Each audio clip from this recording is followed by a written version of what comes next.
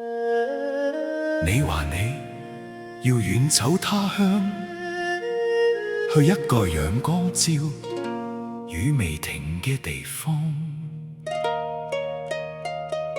我問你，你要去邊？你要雲嗎？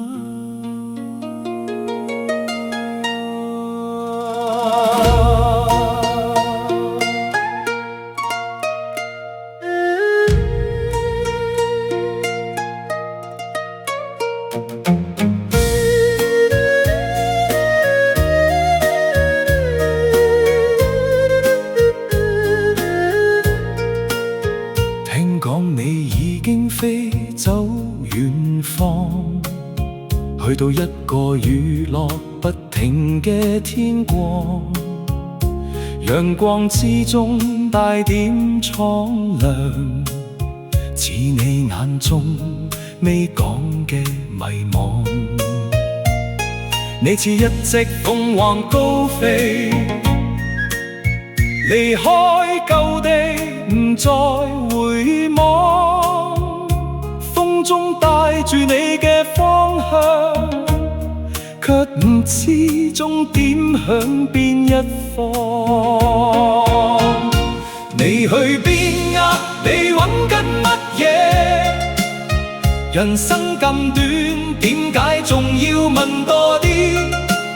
想要嘅就去攞，唔好再拖，命運只會等一下。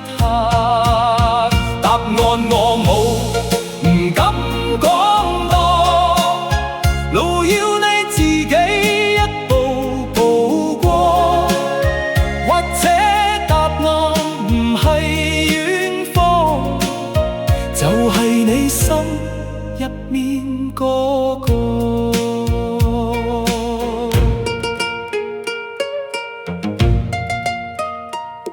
夜望聽住雨聲滴答，